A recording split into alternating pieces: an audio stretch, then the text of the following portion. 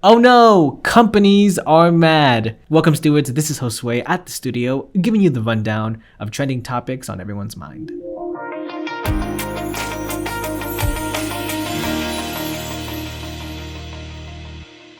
Companies are confused, concerned, and overall mad. 4 times a year, the largest publicly traded companies release reports on how much money they're making or losing in a quarter, as well as future projections they have down the line. This quarter's last report showed that consumers were in a quote-unquote weird spot.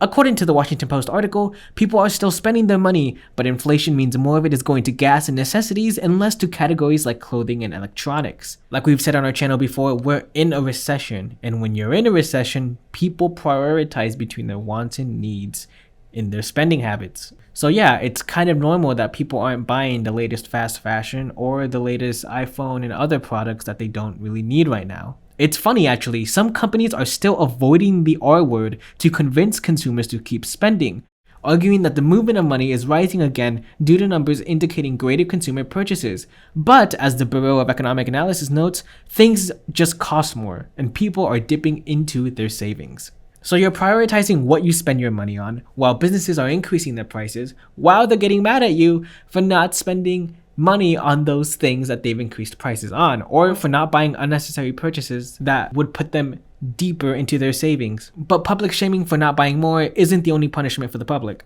Due to lack of sales, companies are laying off workers while cutting off hiring processes to replace them.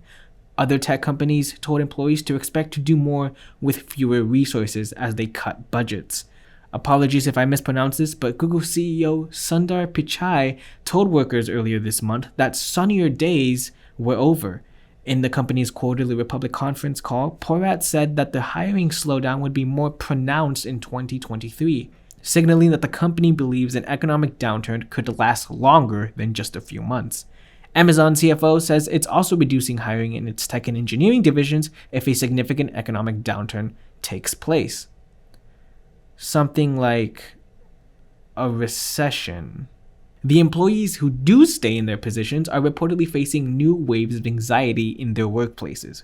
A Facebook employee says the atmosphere is intense after the social media giant released a memo to its team leaders advising to return to rigorous performance management practices used before the pandemic. And this sort of ties into something we'll be talking about in another video, but there are 2 key takeaways that we could use with just this information. Number 1, stay in control of your money. We have a saying here at CFS that you probably have heard in our other videos, and that is that cash is your biggest asset. The money in your hands today literally has the power to change your life tomorrow. So please prioritize and keep in the habit of differentiating between your wants and your needs.